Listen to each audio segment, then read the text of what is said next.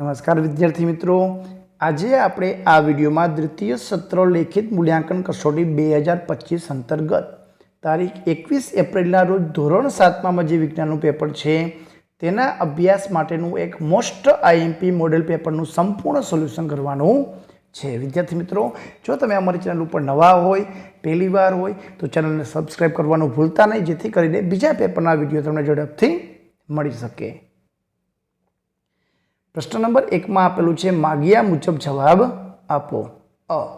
આપેલ વિધાનો ખરા છે કે ખોટા તે જણાવો. નંબર 1, મનુષ્યના હૃદયમાં ધબકારા માપવા માટે ટેટોસ્કોપ નામનું સાધન વપરાય છે, તો જવાબ આવશે સાચું. વનસ્પતિના ખોરાકમાં વહન માટે જલવાહક પેશી આવેલી હોય છે, તો જવાબ આવશે ખોટું. જલવાહક દ્વારા પાણીની વહન થાય છે. બીજું આપેલું છે, નીચે આપેલ ખાલી જગ્યાઓ પૂરો.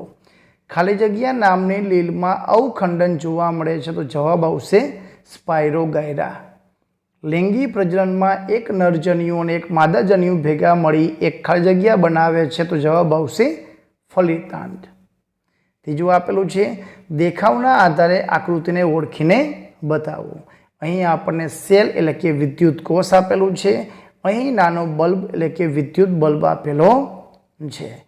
પ્રશ્ન નંબર 2 માં આપેલા છે, એક વાક્યમાં શબ્દમાં જવાબ આપો. લેન્સમાં પ્રકાશની કઈ ઘટના જોવા મળે છે? વિદ્યાર્થી મિત્રો, આનો જવાબ જો તમને આવડતો હોય તો મને કોમેન્ટ બોક્સમાં જરૂરથી જણાવજો કે લેન્સમાં પ્રકાશની એવી કઈ ઘટના છે કે જે લેન્સ દ્વારા જોવા મળે છે. બીજો પ્રશ્ન છે, દાંતના ડૉક્ટર દાંતની તપાસ માટે કયા અરીસાનો ઉપયોગ કરે છે? તો અંતર્ગોળ અરીસાનો ઉપયોગ કરે છે. એના પછી પ્રશ્ન નંબર 2 માં આપેલું છે, માગ્યા મુજબ જવાબ આપો. તફાવત આપો, જેમાં પહેલું ધમની અને શીરા, બીજું અંતર્ગોળ અરીસો અને બહિર્ગોળ અરીસો.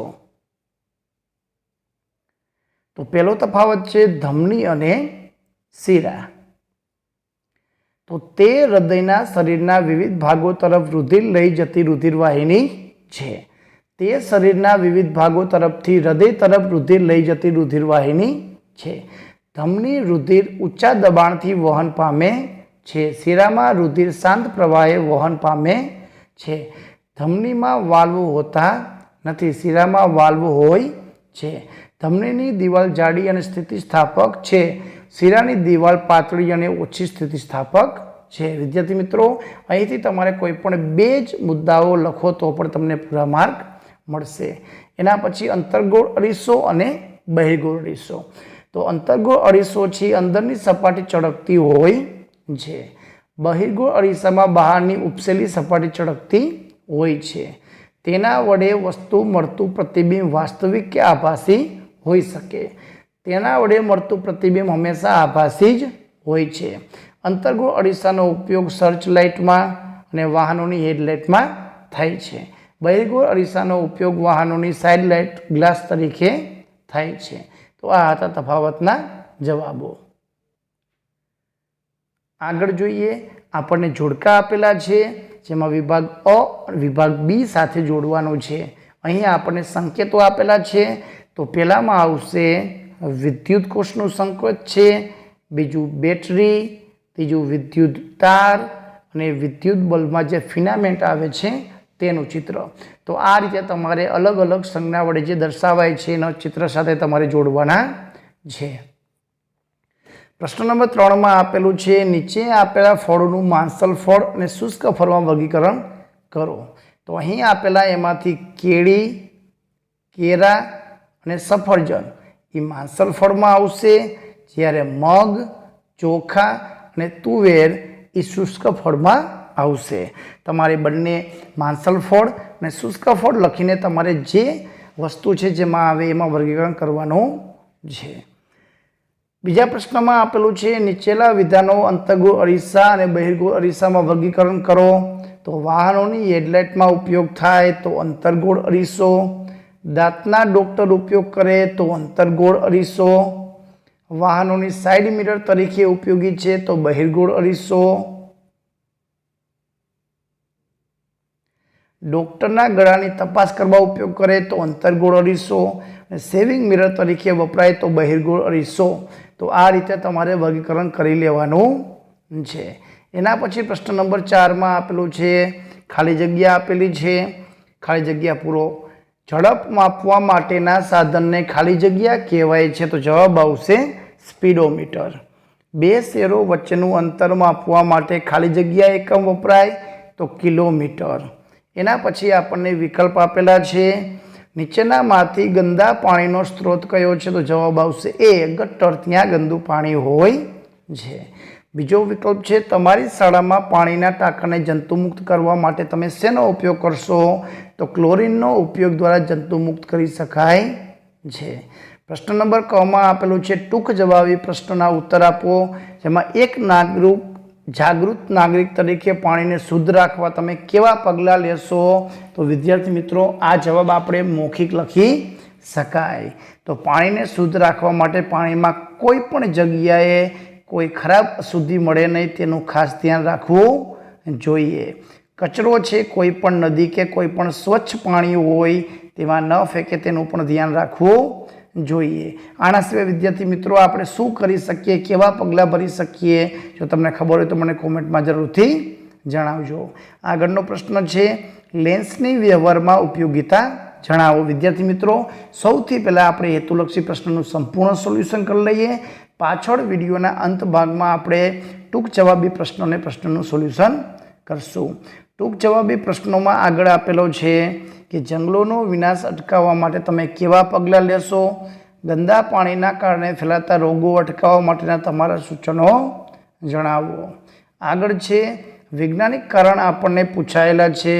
વૈજ્ઞાનિક કારણમાં છે ઝાડની નીચે બેસવાથી ઠંડકનો અનુભવ થાય છે, ઘણી દિવાલો પર પીપળાના વૃક્ષ ઉગેલા હોય છે, ફ્યુઝ એ મકાનમાં વિદ્યુતથી થતા નુકસાનથી બચાવે છે, જંગલો પર્યાવરણને ફેફસા કહેવાય છે, એમ્બ્યુલન્સમાં આગળના ભાગમાં લખાણ ઉલટું લખવામાં આવે છે, અંતર્ગોળ અને બહિર્ગોળ અરીસાને ગોળીય અરીસા પણ કહેવામાં આવે છે। તો અહીં આપણને 6 વૈજ્ઞાનિક કારણોમાંથી કોઈ પણ 4 લખવાના છે, તેનું સોલ્યુશન આગળ કરશું।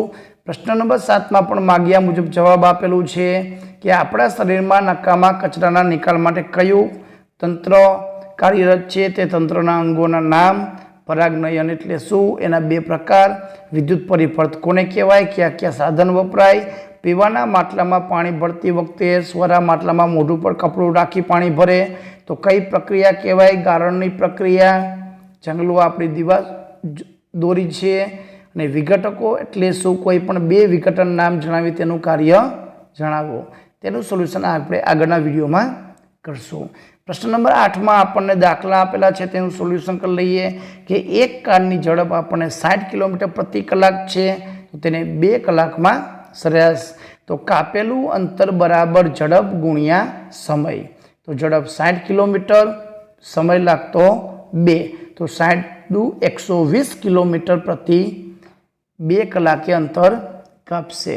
બીજો પ્રશ્ન છે લોલક 80 દોલન પૂર્ણ કરવા માટે 120 સેકન્ડ લીએ તો લોલકનો આવર્તકાળ, તો આવર્તકાળ બરાબર સમય છેદમાં દોલનની સંખ્યા, સમય 120, દોલનની સંખ્યા 80, જો આપણે એને ઉડાડશું તો 4 તરી 12, 4 દુ 8, 4 4 ગયા તો 3/2 જવાબ આવશે। ત્રીજું છે સંજયને સાયકલ લઈને 300 કિલોમીટર અંતર કાપતા 6 કલાક લાગે તો તેની ઝડપ, તો ઝડપ બરાબર અંતરના છેદમાં સમય, 300/6, તો 306 વડે ભાગશું તો 50 કિલોમીટર પ્રતિ કલાક, 1 કલાકમાં 50 કિલોમીટર ઝડપથી ચાલે છે। પ્રશ્ન નંબર 9માં આપણને આકૃતિ દોરી નામ નિદર્શન કરવાના છે, મનુષ્યનું ઉત્સર્જન તંત્ર અને મૂળના આડા છેદ પાણી મારફતે પાણીનું વહન, અને એના પછી આપેલું છે આકૃતિમાં નામ નિદર્શન કરો કે એ વનસ્પતિનું માદા પ્રજનન અંગ સ્ત્રી કેસર આપેલું છે, તો એમાં પરાગાસન, પરાગવાહિની, અંડાશય અને અંડકોશ, જ્યાં આપણે નિદર્શન એરા આપેલા છે એની સામે તમારે નોંધ કરી લેવાની છે। એના પછી તમને પ્રશ્ન નંબર 10 ઉપર એક આલેખ આપેલો છે કે એ આલેખ આપેલો છે કે એક ટ્રેન સુરતથી અમદાવાદની મુસાફરી કરે છે, તેનો આલેખ આપેલો, તે પરથી પ્રશ્નના જવાબ લખો। એ આલેખમાં આપણને સમય અને સરેરાશ ઝડપ આપેલી છે, અહીં 0 થી 1 કલાક, 1 થી બીજી કલાક, બીજી થી ત્રીજી કલાક, ત્રીજી થી ચોથી અને ચોથી થી પાંચમી કલાક. એના આધારે આપણે જવાબ લખશું. તો પ્રશ્ન 1 છે કે ટ્રેન સૌથી વધુ અંતર કયા સમયગાળામાં કાપશે? તો 2 થી 3 કલાકે, ત્રીજી કલાકે. ટ્રેન એ પ્રથમ 2 કલાકની મુસાફરીનું કુલ કેટલું અંતર? તો કુલ 90 કિલોમીટર. સૌથી વધુ અંતર કયા કલાક દરમિયાન કપાયું? તો ત્રીજી કલાક દરમિયાન. અંતિમ કલાકમાં ટ્રેને કેટલું અંતર કાપ્યું? તો 50 કિલોમીટર અંતર કાપ્યું. તો 1, 2, 3 અને 4 અને 5 કલાકની મુસાફરીમાં કાપેલું અંતરની માહિતી આપેલી છે. એના પછી પ્રશ્ન નંબર 11માં આપણને વિસ્તૃત પ્રશ્નો આપેલા છે. તો વિદ્યુત પ્રવાહની કોઈ પણ 2 અસરોના નામ આપી સમજાવો અને વિદ્યુત ઉપકરણો વાપરતી વખતે રાખવાની સાવચેતી જણાવો. અને 12મા પ્રશ્નમાં સાદા લોલકનું નિર્માણ કરી તેનો આવર્તકાળ શોધવા માટેની પદ્ધતિ લખો. તો વિદ્યાર્થી મિત્રો, જે પ્રશ્ન આપણે અહીં વિસ્તૃત ટૂંકમાં ઉત્તર બાકી છે સવિસ્તાર, ત્યાંનું તમે અહીંથી સોલ્યુશન કરી લેજો. વિદ્યાર્થી મિત્રો, આપણે ભાગ નંબર 2માં સંપૂર્ણ જવાબની સમજૂતી સાથે સોલ્યુશન કરશું. તમને અહીં જવાબ જે પ્રશ્નના આપેલા છે. લેન્સમાં વ્યવહારમાં ઉપયોગિતા, તો બહિર્ગોળ લેન્સ ક્યાં વપરાય અને અંતર્ગોળ લેન્સ ક્યાં વપરાય એના ઉપયોગિતા આપણે એમાં લખવાની છે. એના પછી ટૂંક જવાબમાં પ્રશ્નમાં આપણે બંને પ્રશ્ન એવા છે, જંગલોનો વિનાશ અટકાવવા માટે તમે કેવા પગલાં લેશો અને ગંદા પાણીના કારણે ફેલાતા રોગો અટકાવવા માટેના તમારા સૂચનો, બંને મૌખિક જવાબ લખવાના છે. વૈજ્ઞાનિક કારણમાં કોઈ પણ 4 વૈજ્ઞાનિક કારણમાં અહીંયા આપેલું છે કે ફ્યુઝે મકાનના વિદ્યુતથી થતા નુકસાનથી બચાવે છે. એના પછીનું જંગલોને પર્યાવરણના ફેફસા કહે છે. એના પછી એમ્બ્યુલન્સના આગળના ભાગમાં લખાણ ઉલટું લખવામાં આવે. અંતર્ગોળ અને બહિર્ગોળ અરીસાને ગોળીય અરીસા કહેવામાં આવે છે. તો વિદ્યાર્થી મિત્રો, અહીં જવાબ આપેલા છે. તમે અહીંથી અભ્યાસ કરી લેજો અથવા પાઠ્યપુસ્તકનો રેફરન્સ તરીકે અભ્યાસ કરીને પણ તમે જવાબ લખી શકો છો. આગળના પ્રશ્નમાં શરીરમાં નકામા કચરાના નિકાલ માટે કયું તંત્ર? તો ઉત્સર્જન તંત્ર અને તેના અંગોના નામ અહીં આપેલા છે. એના પછી તમને પરાગનયન એટલે શું? તો એની વ્યાખ્યા અને એના પ્રકાર આપેલા છે. તો એ પ્રકારમાં સ્વપરાગનયન અને પરપરાગનયન વિશે માહિતી આપેલી છે. વિદ્યુત પરિપથ કોને કહેવાય? તો બંધ અને ખુલ્લો વિદ્યુત પરિપથ. અને કયા સાધનો વપરાય એનો જવાબ.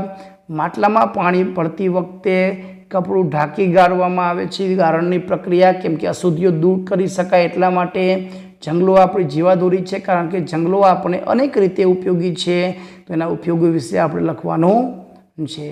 તો બાકીના પ્રશ્નોનું સોલ્યુશન, અને અહીંયા આપણને મનુષ્યનું ઉત્સર્જન તંત્ર આપેલું છે આકૃતિ નામ નિદર્શન સાથે. એના પછી આપણને મૂળના આડા છેદ મારફતે પાણીનું વહન કેવી રીતે થાય, ખનિજારોનું એ આપણને આપેલું છે. આગળના પ્રશ્નોમાં વિદ્યુત પ્રવાહની અસરો, ઉષ્મીય અસર અને ચુંબકીય અસર એની અહીં સમજૂતી આપેલી છે. એના પછી વિદ્યુત ઉપકરણ વખતે કઈ કઈ સાવચેતી રાખવી, સાદા લોલકનું નિર્માણ. તો વિદ્યાર્થી મિત્રો, જે પ્રશ્નોની સમજૂતી બાકી છે એ પ્રશ્નોની સમજૂતી આપણે વિડીયો ભાગ નંબર 2માં કરશું. જો તમે અમારી ચેનલ ઉપર નવા હોય, પહેલી વાર હોય, ચેનલને સબસ્ક્રાઈબ કરી લેજો. બાજુમાં આપેલું બેલ આઇકન દબાવી દેજો, જેથી કરીને નવા વિડીયો તમને ઝડપથી મળી શકે. આભાર, ધન્યવાદ.